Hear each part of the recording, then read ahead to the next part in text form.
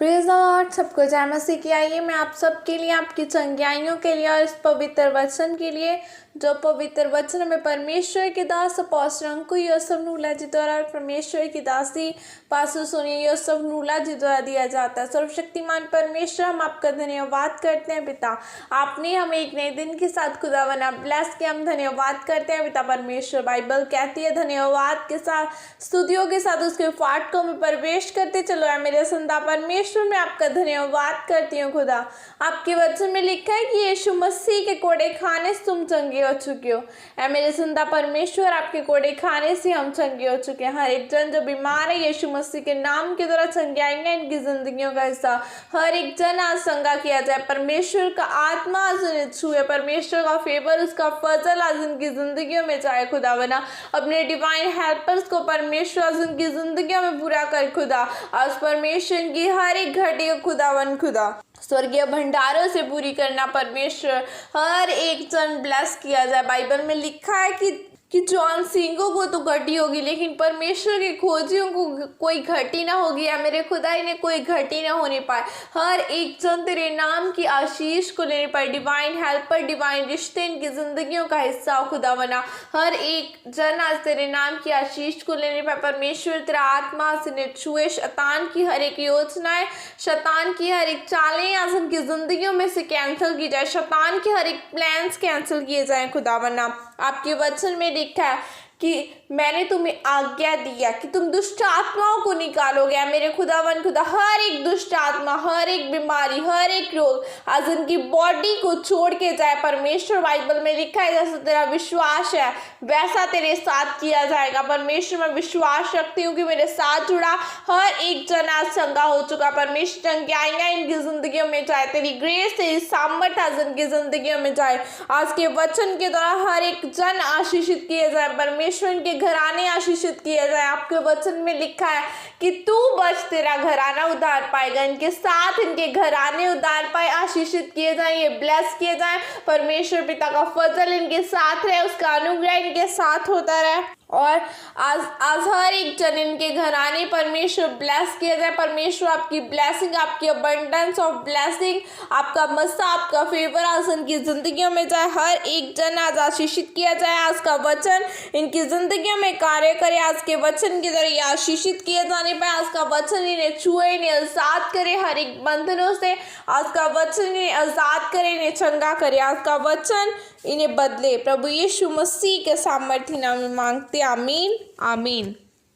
परमेश्वर के लिए प्यास रखें। दानियल 6:10 आयत में लिखा है कि जब दानियल को मालूम हुआ कि उस पत्थर पर हस्ताक्षर किया गया है, तब वह अपने घर में गया जिसकी उपरोटी कोठरी की खिड़कियां यरूशलेम के सामने खुली रहती थी, और अपनी रीति के अनुसार जैसा वह दिन में 3 बार अपने परमेश्वर के सामने घुटने टेक कर प्रार्थना और धन्यवाद करता था, वैसा ही तब भी करता रहा। आमीन।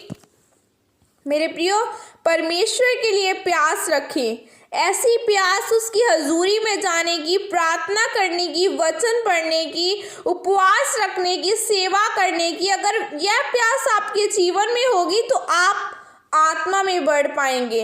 जब हम बाइबल में दानियल के बारे में पढ़ते हैं तो लिखा है कि दानियल दिन में 3 बार प्रार्थना करता था। उसको रोज दिन में 3 बार परमेश्वर की हजूरी में जाने की आदत थी। दानियल के अंदर यह प्यास थी कि वह दिन में 3 बार परमेश्वर की हजूरी में जाता ही था, चाहे कोई भी काम हो। वह उस हजूरी को कभी नहीं छोड़ता था। जब राजा नबूकदनेस्सर की आज्ञा के अनुसार दानियल को सींगों की माद में डाला गया, तो परमेश्वर ने सींगों के मुंह को बंद करके दानियल को बचाया।